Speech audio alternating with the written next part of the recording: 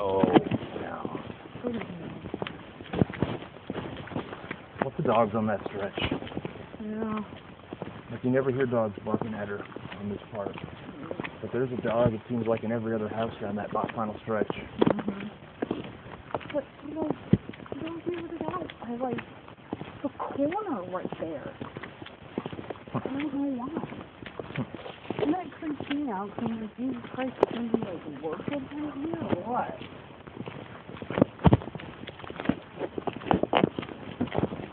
I have complete faith that if someone did come up on us, Cindy would die trying to protect us. Oh, yeah. She tried to kill the lady that was sitting in her freaking swing on her porch, smoking a cigarette in the middle of the day. I think she scared her, so she started barking and growling at her, and I was like, she doesn't do this, she's a nice dog, I'm so sorry.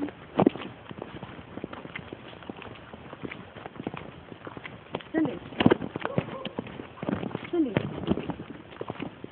Yeah, as much as I'd like to take Charlie out on the walk, I'm like not having to do that with her.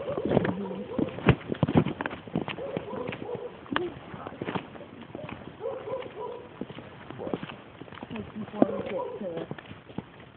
Come here. Let's see how she goes off the lead. Come here. With no cars, I think she'll be fine enough for a test.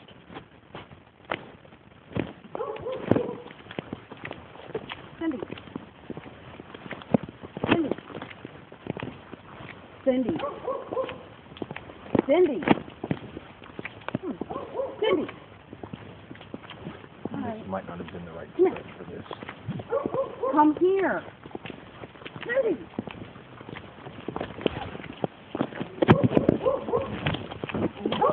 Alright, you failed.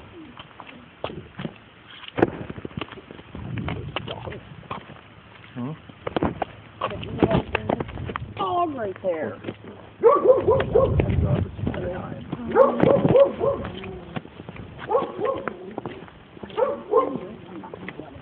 Exactly. Get off it. She's behind the gate. Her attention is easily diverted. She gets so excited. Mm-hmm. You need to start coming when you're cold, dummy. And it's not even like she doesn't know. She comes most of the time. And that just makes it worse. You know she knows what to do. She's just misbehaving on purpose. Yeah. Like, I want to let her keep running in that field. That's fun for her. But I'm not going to do it if there's a bunch of people there. It'd be nice if it had a gate all the way around. Yeah. At least when you could close. Come on.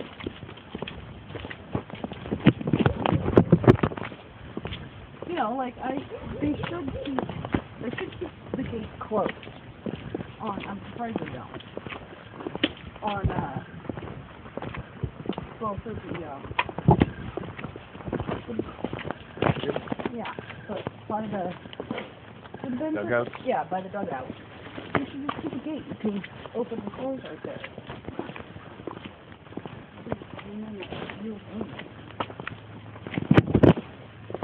Seems like most, to the point where I would say almost every field I've ever played on, at least had a gate right there. Mm-hmm.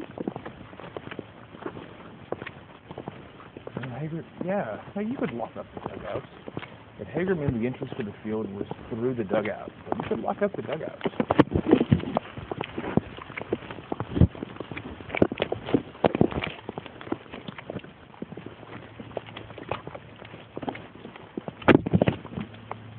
The problem is if they had gates, they would almost assuredly be locked, though.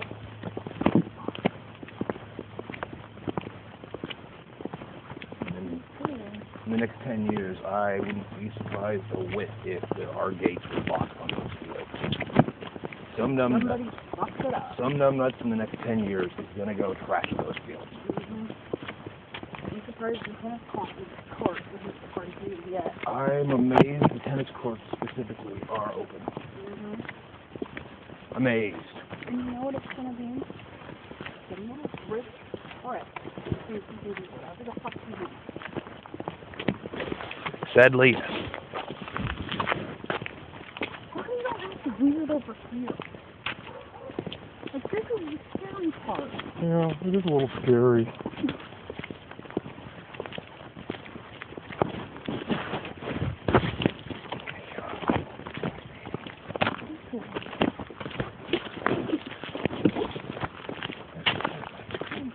Ew. It had a lid on it this time. Really should say like 100% hobo come free. Ew. It's so gross. Are you trying to make it sound like ice cream anymore? No, I like ice cream. Trying to tell me that in the history of grocery stores, in the history of ice cream, none of them have protective seals. There's never once been a hobo in the grocery store has sex without ice cream. I choose to believe not. But I'm sure there is.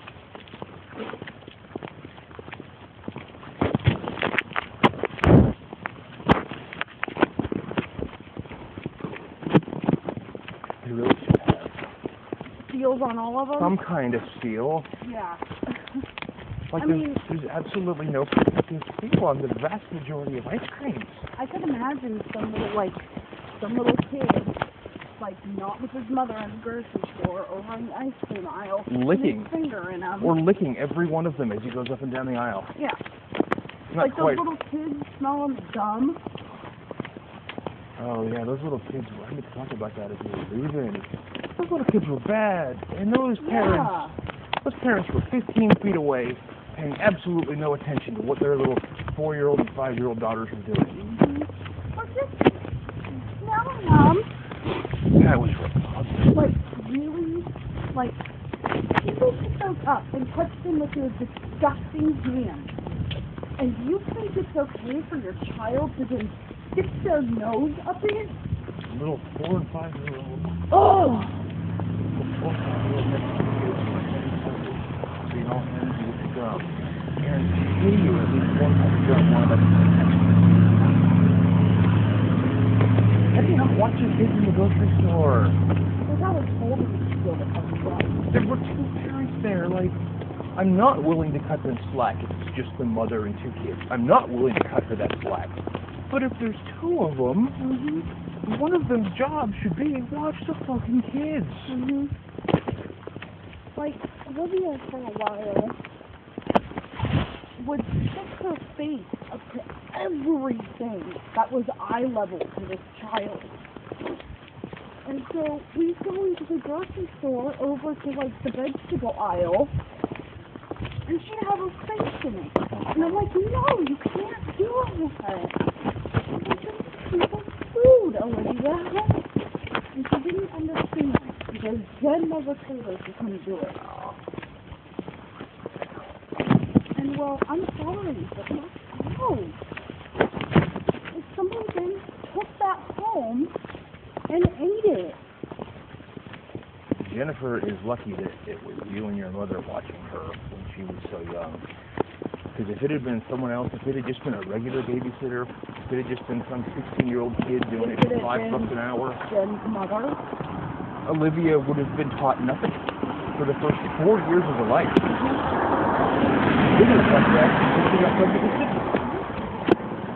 I'm not saying it stopped there, but at least until she was pregnant with some kids.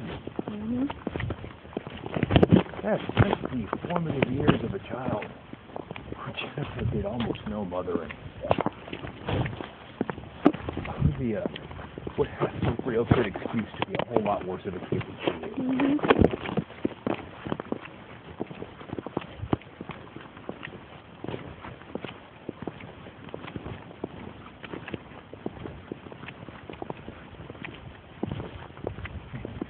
Sydney's way more of a brat than Olivia is. And Jen raised Olivia well. Sydney more than she did. Well, Jen had Sydney. Jen had more to do with Sydney than she did Olivia. You guys still had Sydney a whole lot for the first year or two, but